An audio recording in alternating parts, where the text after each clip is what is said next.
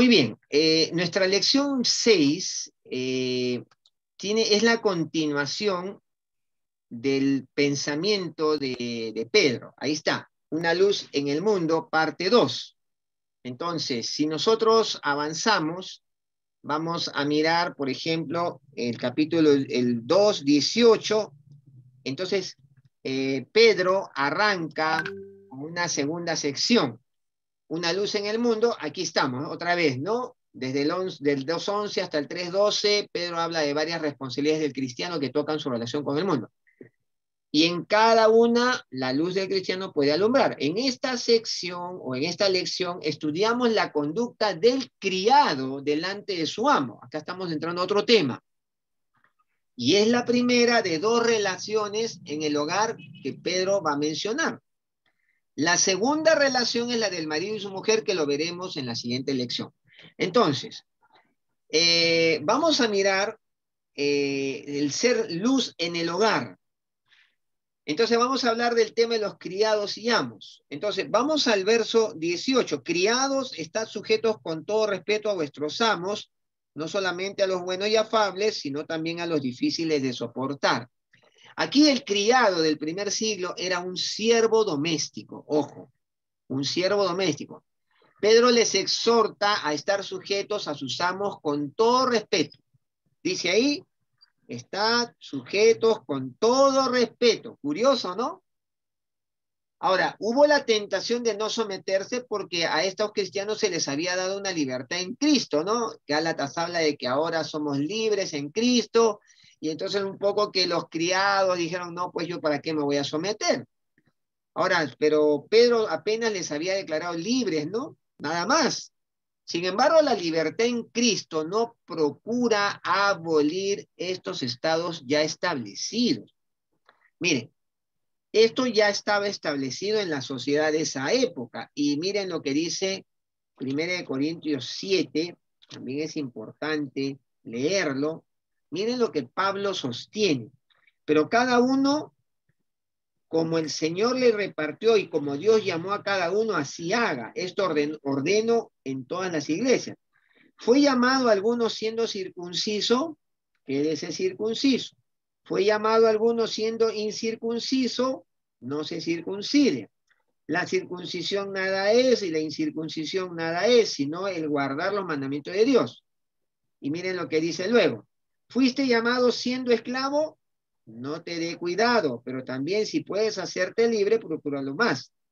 Porque el que en el Señor fue llamado siendo esclavo, liberto es del Señor. Asimismo, el que fue llamado siendo libre, esclavo es de Cristo. Por precio fuisteis comprados, no os hagáis esclavos de los hombres. Cada uno, hermanos, en el estado en que fue llamado, así permanezca para con Dios. Interesante, ¿no? La libertad de Cristo no pretende abolir estos estados ya establecidos que se vivían en esa época. Ahora, el poder del evangelio era para salvación. Romanos 1:16 lo dice, ¿no? Porque no me avergüenzo del evangelio, que es poder de Dios para salvación del que cree. Ahora, no para reestructurar la sociedad. Hermano querido, escúchame bien. El poder del evangelio es para la salvación y no necesariamente para reestructurar la sociedad. El evangelio por efecto, por defecto, va a reestructurar la sociedad. Porque si tú cambias al hombre, cambias a la sociedad. Pero el evangelio no busca hacer cambios como la política. Y ese es el gran error que muchos han cometido. Han tratado de usar el evangelio para cambiar la sociedad. Y así no es. El Señor tiene que operar en el hombre primero, y ese hombre, cumpliendo su rol en la sociedad, va a cambiar a la sociedad. Miren, vale decir, por ejemplo, en los grandes avivamientos del siglo pasado, por ejemplo, ustedes pueden leer los grandes avivamientos del siglo pasado, en el 1800, el siglo XIX. ¿Saben lo que sucedía, hermanos? Que, por ejemplo, en Europa, en Escocia, en Inglaterra, las cárceles se empezaron ya no había presos, porque la sociedad había sido limpiada por el Evangelio, y ya no había presos, ya no había delincuencia. Imagínense, pero el Evangelio no está reestructurando una sociedad, o sea, no es política. Cambia al hombre y la sociedad va a ser redimida de sus males. Entonces, eso es bien interesante. Ahora, lo sorprendente de la exhortación es que el criado debe hacer esto no solamente a los buenos, sino también a los difíciles de soportar. Ahí dice, ¿no? No solamente a los buenos y afables, sino también a los difíciles de soportar. Ahí hay una demanda grande, ¿no? El sufrir, ahora, eh, esto, para que no sea entendido mal, Pedro dice claramente que habla de padecer injustamente o sufrir haciéndolo bueno. Miren lo que dice luego, ¿no? Porque esto merece aprobación, o sea, el soportar a los amos difíciles, el sujetarse a ellos, esto merece aprobación. Verso 19. Si alguno a causa de la conciencia delante de Dios sufre molestias padeciendo injustamente. ¿Cuántas veces padecemos injustamente? ¿Cuántas veces nos atropellan nuestros derechos, ¿no? Entre comillas. Y sucede, ¿no? Y entonces, aquí Pedro dice, porque esto merece aprobación. ¿Y qué merece aprobación?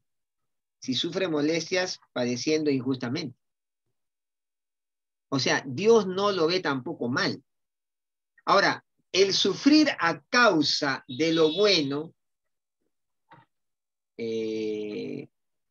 no es gran mérito, ¿no? O sea, mejor dicho, si tú sufres haciendo lo bueno,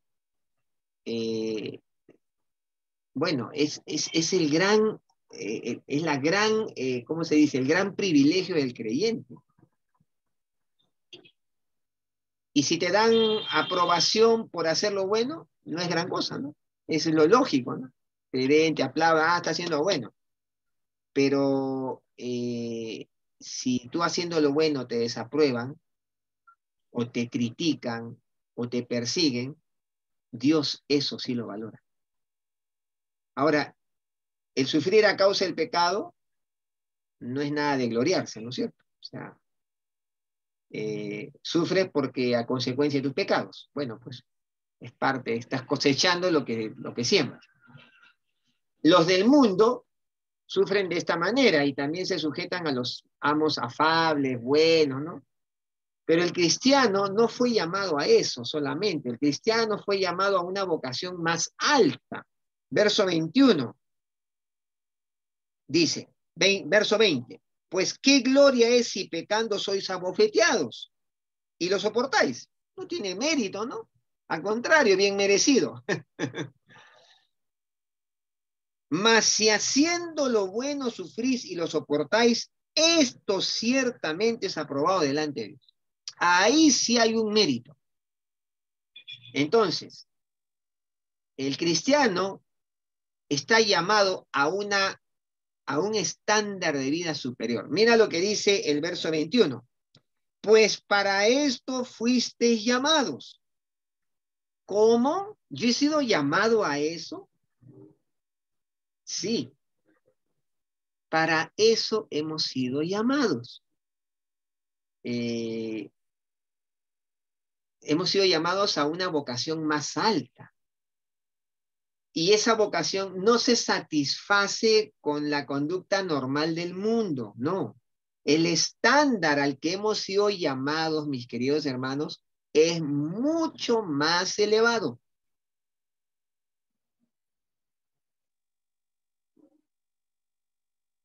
Y fíjense ustedes que tenemos un ejemplo y una valla alta porque el ejemplo a seguir fue el Señor Jesucristo. Aquí parece que Pedro pide demasiado, ¿no? No, pues Pedro, ya estás exagerando la cosa. Pero su explicación del por qué quita la duda. Miren, la explicación que Pedro da nos va a quitar la duda, ¿no? ¿Para esto hemos sido llamados? Sí. Pedro dice que esta conducta delante de los amos difíciles merece aprobación. Eso dice Pedro. La palabra traducida para aprobación aquí es charis, en el griego. Significa un favor de parte del dador. Y en este caso, este viene de Dios. Dice, pues qué gloria es si pecando sois abofeteados y lo soportáis, mas si haciendo lo bueno sufrís y lo soportáis, esto es ciertamente aprobado delante de Dios. Esa palabra aprobación es favor de parte del dador. ¿Quién es el dador? Dios. O sea, cuando tú y yo, mis hermanos queridos, sufrimos agravio por hacer lo bueno, por sujetarnos a las personas más difíciles, a los que nos hacen, nos atropellan probablemente, pues recibimos favor de parte de Dios. Eso es lo que está diciendo Pedro. Tú no eres objeto del abandono, no, no. Dios va a ejercer su favor sobre tu vida porque te va a probar. No te quedas solo a expensas de la injusticia, no. Dios va a ejercer favor, te va a entregar su favor. ¿Te imaginas? Entonces, vale la pena sufrir injustamente. Si esto trae tremenda recompensa, vale la pena. Y Pedro está diciendo, hermano querido, vale la pena sufrir por causa del Señor, sufrir injustamente por esta tremenda recompensa. El favor de Dios va a estar a tu lado, vas a tener el favor de Dios contigo. Ahora, Pedro luego escribe otra razón por qué el criado cristiano debe soportar a un amo difícil y por qué el cristiano en general debe soportar la aflicción injusta. Es porque, verso 21, que dice, porque para esto hemos sido llamados. Esto va contra la filosofía hedonista en nuestro tiempo, hermanos. Esto no coincide con el hedonismo y el posmodernismo en nuestro tiempo. El posmodernismo postula cero sufrimiento. ¿No han escuchado? Pare de sufrir. Y la palabra que dice, no dice pare de sufrir. La palabra dice prepárate para sufrir, que no es lo mismo. Jesús dijo, ¿no? En el mundo tendréis aflicción, pero confiad, yo he vencido al mundo. ¿Qué está diciendo Jesús? Prepárate para sufrir. No te está diciendo para de sufrir. Porque vivimos en el mundo. Y el mundo no es nuestro hogar. Somos peregrinos aquí. Hay un himno que dice, ¿no? El mundo no es mi hogar, soy peregrino aquí. ¿No? ¿No dice? Ahora, Pedro escribe esa razón, ¿no? Hemos sido llamados para esto. Miren lo que dice, verso 21. Pues para esto fuisteis llamados porque también Cristo padeció por nosotros dejando ejemplo para que sigamos sus pisadas. El cristiano fue llamado no solamente para el perdón de sus pecados, sino para esto también, el sufrimiento injusto. ¿Cómo, pastor? Sí, Pastor Meyer, permítame una interrupción. sí, Como estamos leyendo Primera de Reyes, en el capítulo, uno de los capítulos atrás, vemos que Simei sí, iba insultando y tirando piedras a David, ¿no?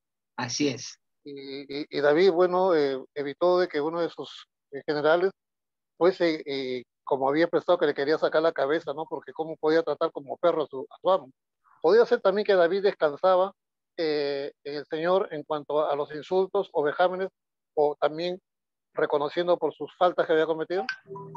Definitivamente David tenía pues una relación con Dios muy particular. Ahora, David no era un santo, ¿ah?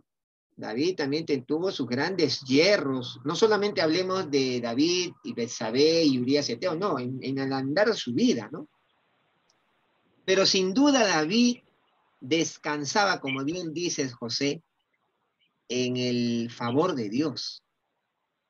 Porque cuando le sucede eso, él dice, quizás Dios lo ha enviado, ¿no? Y miren, David, frente a esta realidad, sin toda la revelación que nosotros tenemos, podía disfrutar del favor de Dios. Tremendo, ¿no? Ahora, aquí, mis hermanos queridos, tenemos la valla alta porque el Señor nos llama también para el sufrimiento injusto, no solamente para el perdón de pecados.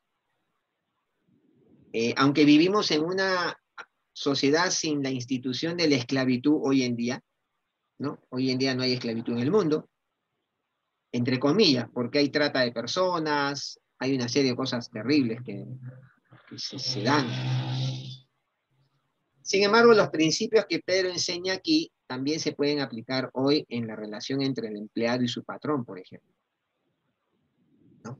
Por ejemplo.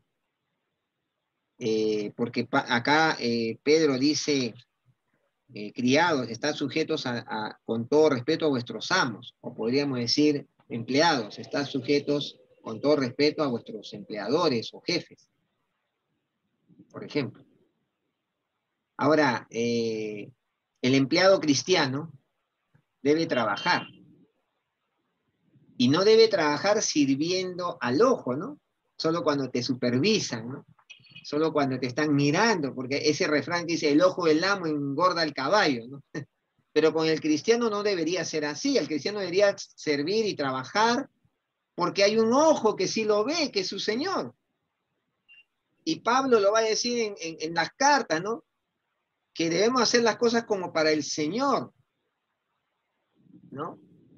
Y no sirviendo al ojo como los que quieren agradar a los hombres, sino sirviendo de buena voluntad. Esto está en Efesios 6, 5 al 7 y Colosenses 3, 22. Entonces, ahí vamos a encontrar que el empleado cristiano debe ser la gran diferencia en nuestro medio.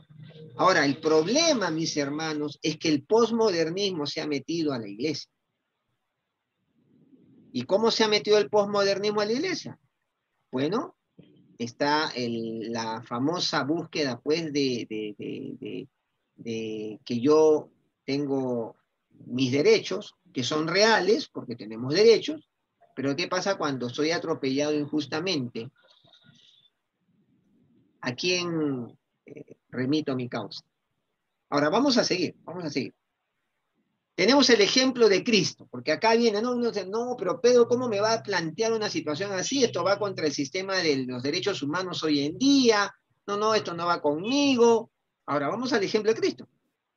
Y Pedro va a decir, pues para esto fuiste llamados, porque también Cristo padeció por vosotros, nosotros dejando ejemplo para que sigáis sus pisadas.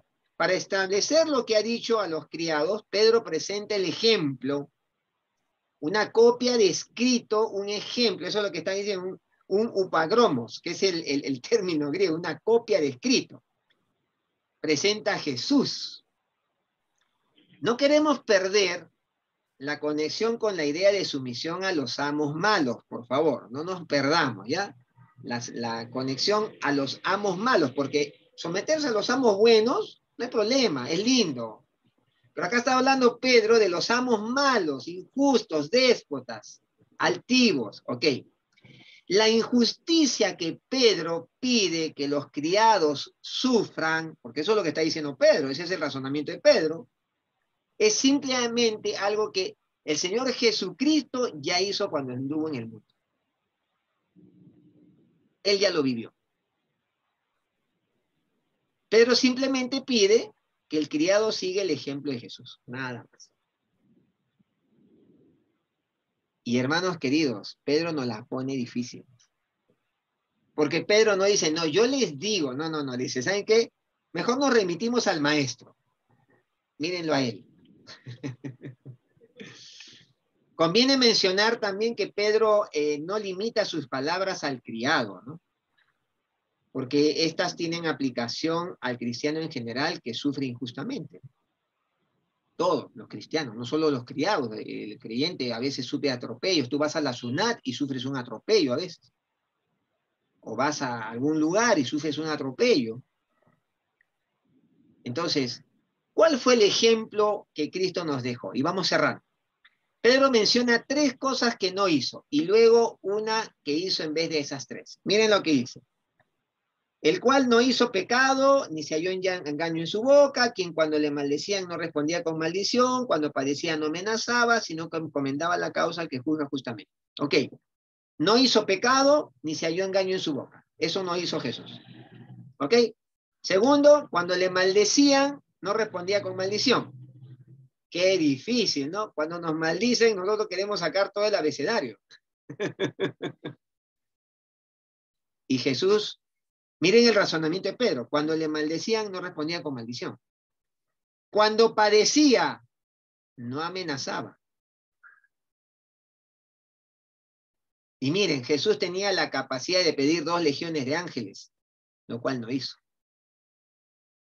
Cuando él padecía, podía haber jalado una llamadita y bajaban 2 legiones de ángeles y se acababa el sistema. Y no lo hacía.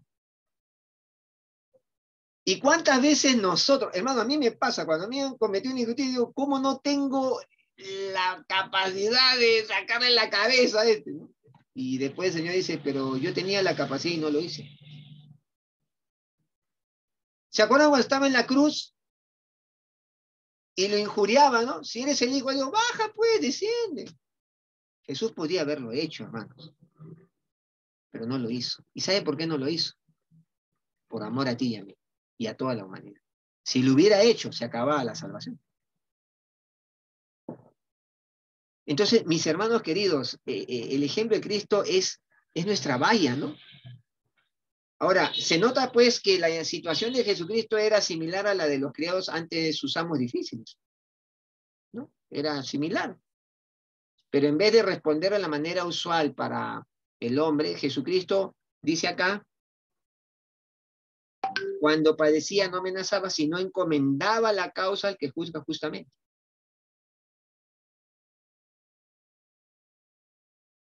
Y hermano, yo te confieso, ¿no? Yo a veces he sido muy temperamental. Y ahí vamos aprendiendo. Y cuando le he encomendado mi causa al Señor, no hay mejor cosa que eso. Mejor que eso no hay. Porque cuando el Señor sale en tu defensa, no hay gigante que no caiga. Así es. Cuando tú sales en tu propia defensa, te atropellan, peor todavía. Pasa el camión por encima tuyo. Pero cuando tú dejas que Dios se encargue de tu causa, uy, qué miedo por los demás. Porque Dios te va a honrar. Ahora, el término aquí es encomendaba o se entregaba, ¿no? Entregaba su causa. En vez de vengarse él mismo, Jesús se entregó a sí mismo a Dios. Qué cosa tan tremenda. En vez de vengarse, Jesús se entregaba a sí mismo a Dios. Por eso es que en la cruz dice, Padre, perdónalos porque no saben lo que hacen. ¿Acaso no sabían lo que hacían? Sí sabían, pero el Señor Jesús entrega su causa, no se entrega a sí mismo a Dios. ¿Qué confianza tenía Jesús en hacer esto? Pues Jesús sabía que su Padre Celestial juzga justamente. Hermano querido, tenemos que meternos en nuestra cabeza que Dios es el único que juzga justamente. El Poder Judicial no juzga justamente.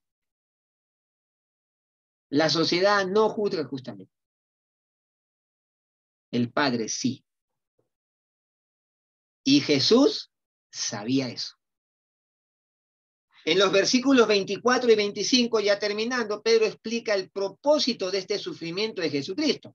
Miren, dice, quien llevó él mismo nuestros pecados en su cuerpo sobre el madero para que nosotros, Estando muertos a los pecados, vivamos a la justicia. Era para llevar nuestros pecados y así sanarnos respecto al alma. Y dice, fuisteis sanados, verso 24, ¿no? Dice, en su cuerpo, ¿no? Para que no, estando muertos, vivamos la justicia, y por cuya herida fuisteis sanados. Viene del verbo aiomai, sanar. Sanar se usa 28 veces en el Nuevo Testamento. 22 se refiere a curación física. Ojo, miren, ¿eh? De las 28 veces en el Nuevo Testamento, 22 se refiere a la curación física y 6 veces a la curación espiritual. En este pasaje se refiere a una curación espiritual.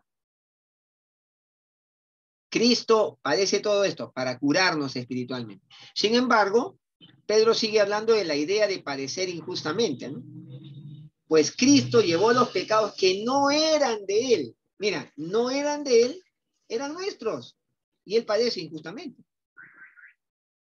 Y he aquí la injusticia. He aquí la injusticia. Porque si él padece por cosas que no cometió, hay una injusticia. Ahora, la palabra herida significa una herida producida por un azote. Dice, quien llevó él mismo nuestros pecados en su cuerpo, hermano, para que nosotros, estando muertos de pecado, vivamos a la justicia, y por cuya herida, la palabra herida significa una herida producida por un azote, una que gotea sangre. Ahora, tal vez se refiere a las heridas literales que Jesucristo recibió. El autor W. Vine, autor del diccionario Vine, cree que se refiere en sentido figurado al golpe del juicio divino que cayó sobre Jesús. ¿Se acuerdan cuando Jesús dice, Dios mío, ¿por qué me has abandonado? Y cree que se refiere a ese sentido figurado, ese golpe del juicio divino. Ahora, esta herida es una figura, es un consuelo recordar que para estos siervos cristianos, que no infrecuentemente eran abofeteados por sus dueños. Porque dice, por cuya herida. Y esos azotes que recibe Cristo, para ellos, entendiendo el concepto en el griego, dice, es un consolador recuerdo. La herida de Cristo es un consolador recuerdo para estos cristianos que no infrecuentemente eran abofeteados por sus amos crueles. De todos modos, la paradoja de la herida que produce cristianos sanados llama nuestra atención a la obra expiatoria de Cristo. O sea, definitivamente. Ahora, la expiación de Cristo que hizo Cristo era necesaria porque éramos como ovejas descarriadas, literalmente ovejas descarriándonos, ¿no? Constantemente, ¿no? Éramos ovejas, ese concepto, ovejas descarriadas es como ovejas descarriándoos. Y ahí dice, ¿no? Porque vosotros erais como ovejas descarriadas, pero ahora habéis vuelto al pastor y obispo de vuestras almas. De esta figura, Pedro naturalmente sigue hablando de Cristo como nuestro pastor, ¿no? Uno que cuida manadas o rebaños. Cristo también es el obispo, dice, ¿no? De nuestras almas. Esta palabra no se usa aquí con título eclesiástico, ¿no? El obispo de una institución, no. Se refiere a un supervisor, un guardián de nuestras almas. Hermanos, el Señor Jesucristo es un guardián de nuestras almas, nos cuida. Bajo la dirección y cuidado de Cristo, nosotros como cristianos ahora no andamos descarriados. Y esto porque Cristo soportó el sufrimiento injusto, por eso. Por tanto, Pedro, su razonamiento es, los criados cristianos, y todos deben hacer lo mismo. Que vaya tan alta, ¿no? Y aquí surge una frase que leí, decía que el bien sí puede resultar del sufrimiento injusto. ¿Por qué? Cristo es la evidencia. El bien sí puede resultar del sufrimiento injusto. Cristo sufrió injustamente y trajo como bien la salvación de todos los hombres. En el creyente, el sufrimiento injusto puede traer bien también.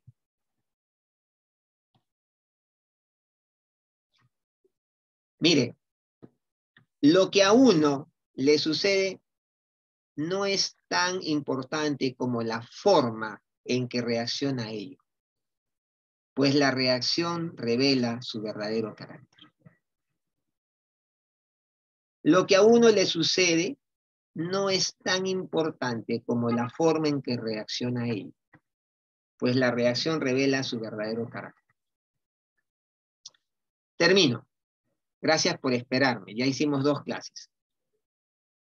¿Puedes trabajar con todo respeto por un patrón que sea hombre difícil de soportar? Preguntémonos. Nosotros hoy disfrutamos de grandes libertades en este país. Cuando tales circunstancias influyen en el pensar del cristiano, éste puede llegar a tener la actitud de defender sus derechos en todo tiempo. Porque disfrutamos de libertad, entonces defendemos nuestros derechos y salimos. Ahora, puede estar bien. Pero ¿es esta la actitud que enseña Pedro aquí? Puedes pensar en algunas situaciones cuando se te hace difícil como cristiano padecer injustamente. Yo creo que sí, ¿no? Más de una podrías pensar.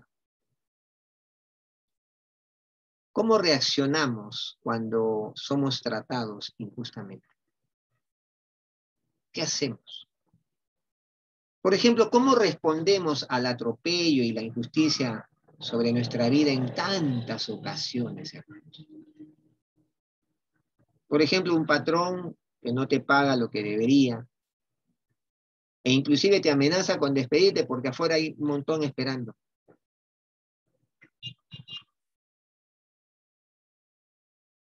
Que el Señor nos ayude, ¿no? Que el Señor nos bendiga. No es fácil, hermanos queridos. Esto es una demanda muy alta, porque Jesús es el ejemplo. Y si Él es el ejemplo, ¿qué nos queda? Pero ese es el razonamiento de Pedro.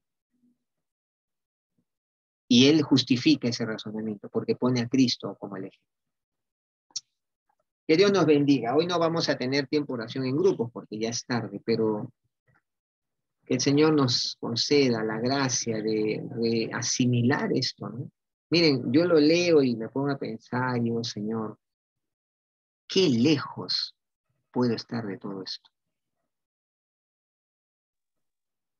Que el Señor nos conceda su gracia para vivir esta forma de vida que Él nos pone delante nuestro.